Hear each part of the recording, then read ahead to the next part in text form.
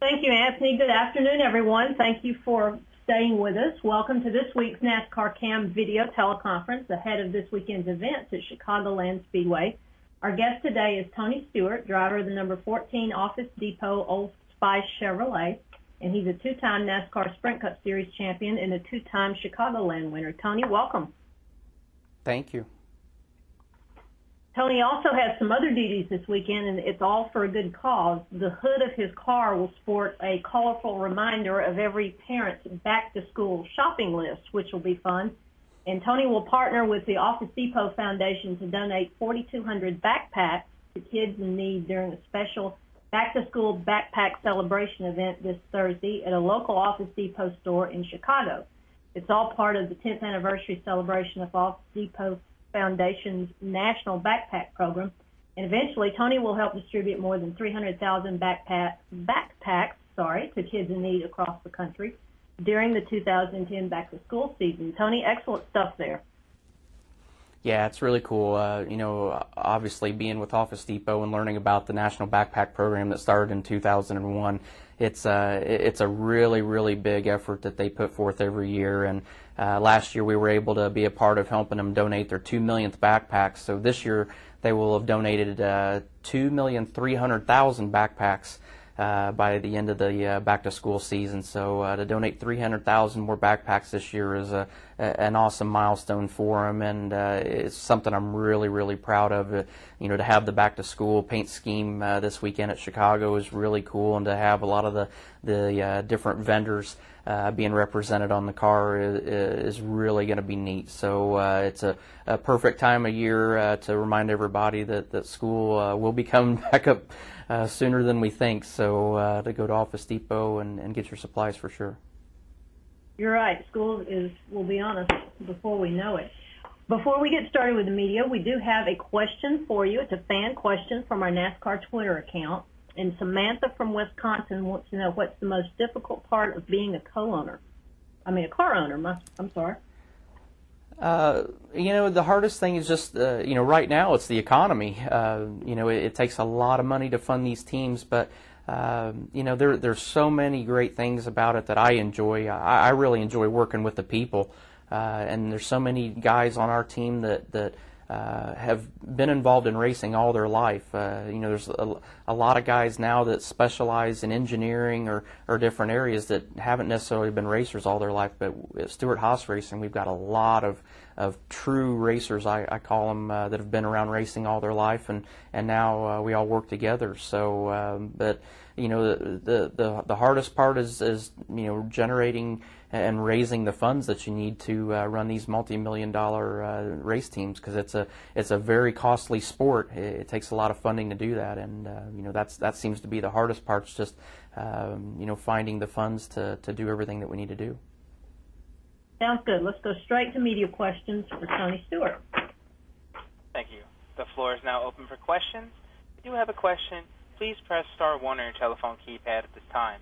Using the speakerphone, we ask that while posing your question, you pick up your handset to provide favorable sound quality. Anytime your question has been answered, you can move yourself from the queue by pressing 1. Again, ladies and gentlemen, if you do have a question, please press star 1 on your telephone keypad at this time. Please hold while we poll for questions. Our first question comes from Bill Fleischman from the Philadelphia Daily News. Sir, you may ask your question. Hi, Tony. Excuse me. I just wanted to ask you about, excluding Daytona Saturday night, and there were a lot of reasons for the wrecks down there, but I think after Darlington you were 18th in points, and you've really climbed the ladder into the top 12 now. Could you just talk a little bit about what you guys found, or what you're doing now that you weren't doing before? Well, I don't know that there's been one particular thing that has really changed it all for us. We just been working hard. It's kind of like last year. We had a great first half of the season, and then it just kind of fell off, and we really didn't feel like we were doing anything different. We just weren't hitting on the things that we needed to in the fall to keep us good, and I think it's kind of worked the opposite way this year so far. We just weren't finding the things to make the car happy, and as time's going on, and every week we're just learning a little more about what to do to get the feel in the car that I like, and it's been working out. So yeah, I agree. I mean, we weren't happy where we were at in the points, and I'm still not really comfortable where we're at in the point standings right now, but we're definitely making gains for sure. So but it's not just one thing. I mean, it's just a lot of little things here and there. The engine department, they keep making gains. Our chassis are getting better.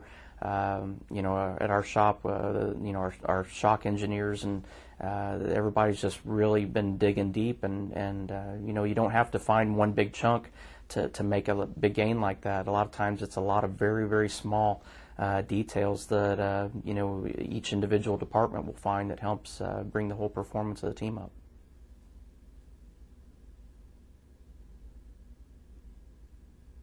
Our next question comes from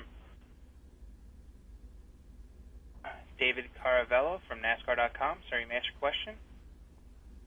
Yeah, Tony, I actually have a question kind of related to USAC. Obviously, you're still very close to that series, and from the outside, it doesn't seem like we've seen as many guys make the jump from there into NASCAR's national divisions as we once did. And I wonder, are the guys in USAC still looking at NASCAR as a viable career path? Is it just harder to find rides? Is the talent still down there? I mean, what do you make of that situation right now? Oh, there's definitely a lot of talent there. You got guys like Bobby Santos that ran at Loudon in a modified, Levi Jones who drives for us in USAC, and Brian Clausen who's run some stock car stuff here. There's still a lot of interest. There's definitely a lot of talent. We got Josh Richards who runs our World of Outlaw late model, dirt late model, and he's been running a little bit of ARCA stuff and trying to get his feet wet here. There's definitely a lot of interest. The hard part right now, the economy's kind of got everything backed up a little bit to where it's hard for these drivers unless they have millions of dollars in sponsorship that they can bring. That their talent alone won't get them the opportunity down here that they deserve. So it's really hard right now for those guys to get the opportunity, and there's a ton of talent, not only in the USAC ranks but all over the country in different forms of racing. The hard part is there's only so many spots here to fill, so it makes it it's still back the way it always has been. I mean, it's really hard to get your opportunity down here, but there's definitely a lot of drivers, not only in USAC but across the country, that have the talent to do it. So that era that produced guys like you and Ryan and Casey, I mean, that was kind of a lightning in a bottle sort of moment, wasn't it? I mean, we can't expect that kind of thing all the time out of there. Well, I don't know that it's necessarily just with us. I mean, the hard thing is it's to have those opportunities. There has to be somewhere for them to go when they get here, and that's the problem. There's just not enough. There's those guys and there's the talented drivers waiting. There's just not good opportunities for him to come down here right now. I mean, Brian Clausen's been running. He's went back to running sprint cars. Josh Wise is still running races in the Nationwide Series, but there's just not a lot of cars available for these guys to get in. So that's the hard part. There has to be cars for them to drive before they can actually make that move. Tony, thanks a lot.